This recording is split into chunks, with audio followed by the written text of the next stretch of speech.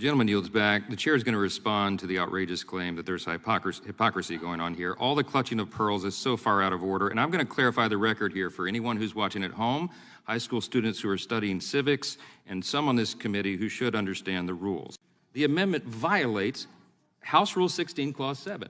Now, you can disagree with me, but you're not the chairman anymore. I'm sitting in the chair now. Reclaiming my time.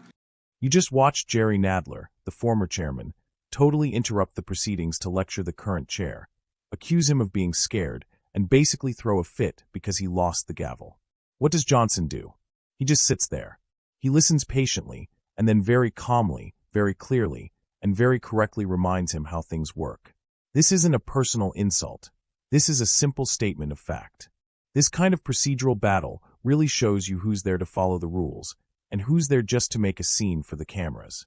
Mr. Chairman, in this last amendment by Ms. Scanlon that was just ruled out of order, you ruled it out of order because it references a specific date. In my parliamentary universe, adding a specific date is considered a limiting amendment. It limits the scope of the underlying amendment. It does not expand it. Therefore, it cannot be a grounds for holding an amendment out of order because it limits it. It doesn't expand it. It's called in parliamentary terms a limiting amendment, which is always permitted. So this is just another example of the Republicans using obviously specious reasoning because you're afraid to vote on anything to do with January 6th. You're afraid to vote on all the things we've talked about before because your constituents might hold you responsible. So I would ask you why this is not a limiting amendment. Why this, in what way this expands the scope of the amendment, and I'll yield to you for the purpose. I'll be happy to answer. We will belabor the point further. I've already explained this, that by presenting this amendment, it changes the purpose of the bill and makes it about January 6th. On its face, by your explanations, by all the comments that have been made, you want this to be about January 6th. You just said it again. You emphasize the same point. That's not what the underlying legislation is about. Reclaiming my time. You asked me to respond, and I'm giving you the response. Okay, so on its face, the amendment violates House Rule 16, Clause 7. Now, you can disagree with me, but you're not the chairman anymore. I'm sitting in the chair now. Reclaiming my time. I certainly do disagree with you. And again, I repeat that the motives of the Republicans today are shameful as seeking only to avoid voting on all these different subjects that have been raised today. Gentleman yields back. The chair is going to respond to the outrageous claim that there's hypocrisy going on here. All the clutching of pearls is so far out of order, and I'm going to clarify the record here for anyone who's watching at home, high school students who are studying civics, and some on this committee who should understand the rules. The rule is, again, let me state very simply what the rule is. House Rule 16, Clause 7 says that an amendment cannot introduce material beyond the scope and purpose of the bill before us. Let me tell you why the last amendment, by way of example, was ruled out of order. I've already explained this again, but I'll give you further detail.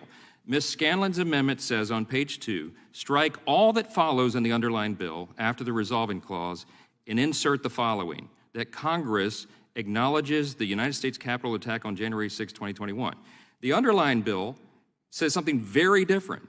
It says, be it resolved that Congress recognizes and appreciates the dedication and devotion demonstrated by the men and women of local law enforcement who keep our communities safe, and 2, condemns calls to defund, disband, and dismantle or abolish the police. The reason, everybody watching at home, the reason that they're so anxious to change the language of the underlying legislation is because of the last sentence that I just read you, that last clause, because this resolution condemns calls to defund, disband, dismantle, or abolish the police. They're all on record, including the ranking member who just clutched his pearls and told me that I was out of order here. He is on record saying that he wanted to defund the police. I'm not going to yield. You guys have talked enough.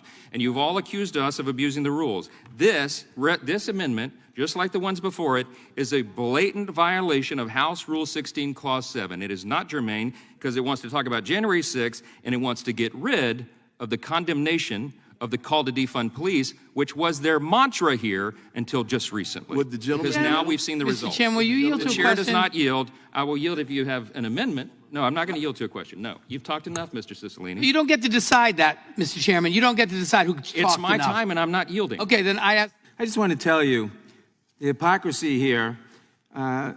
We've been in contact with a former parliamentarian of the House who's been watching these proceedings on TV, and he says every single amendment was in order because striking a clause in the preamble is per se germane, neither adds nor subtracts, and police, by definition, means all police, and that includes the January 6th police, it includes anything else. So I just want to tell you that's just another confirmation of your hypocrisy. The amendment does not satisfy the subject matter and fundamental purpose test. Before you balk, wait, let me explain. Because you cut out the second resolution clause, the important sentence about defunding police that the sponsor of the legislation just said was central to his. This is not a whereas clause, it's a resolution. You're changing the scope of the legislation by striking that out. Mr. Chairman, you can always limit the scope of a bill by an amendment. You can always limit it.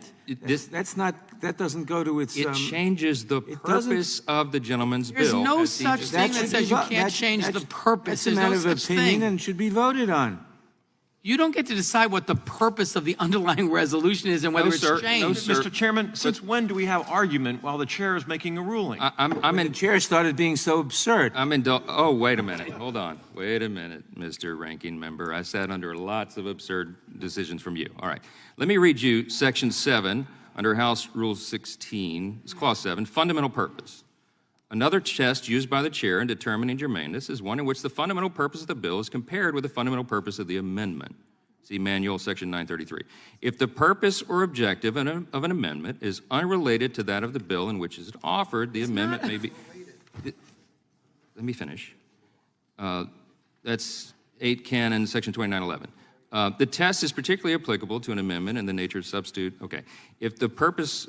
Well, it gives lots of examples. All right, let me say this. The parliamentarian who's watching on television, who is, I'm sure, a Democrat parliamentarian or would not have had Mr. Nadler's cell number, let me tell you that this does, in the view of this chair and this parliamentarian, expand or change the purpose of the bill before us. And so our interpretation of House Rule 16, Clause 7, is that it is not germane. Now, the other side is going to disagree, but that's the beauty of our system. The majority party is in the chair, makes decisions, it's appealable, it's subject to table. We've gone through that process here. This is the way this works, and always has. And there are thousands of examples of this and precedent that has been set in the Judiciary Committee and its storied history. So, Mr. Chairman, you're not recognized. So, for all of the drama here, that is the ruling of the chair, and I yield back. I appeal the ruling of the chair. The ruling is appealed. Does the gentleman seek to table? Motion to table. The appeal is made, and the clerk will call the roll. Mr. Jordan. Now that you've seen the full exchange, let's analyze the context. First, you see Jerry Nadler get recognized to speak, and he immediately goes on the attack. He called the chair's ruling specious reasoning, which is essentially saying it's fake or a lie. Then, he claims the Republicans are afraid to vote on anything related to January 6th. In a formal committee hearing, that's not a procedural objection. It's a personal attack on the chair's motives. Nadler, a former chairman of this exact committee, knows this better than anyone, and he's deliberately trying to provoke a reaction. Johnson, in contrast, shows immense patience. When he gets a chance to respond, he explains exactly why the amendment was ruled out of order. The key word is germane. For those who don't follow this closely, germane simply means it must be on topic. The original bill was clearly about two things: honoring local law enforcement and condemning the movement to defund the police. The amendment they tried to force through was about January 6th. It was a completely different subject, changing the entire fundamental purpose of the bill. Johnson, as the chair, was 100% correct to rule it out of order. He was literally just doing his job and following the House rules.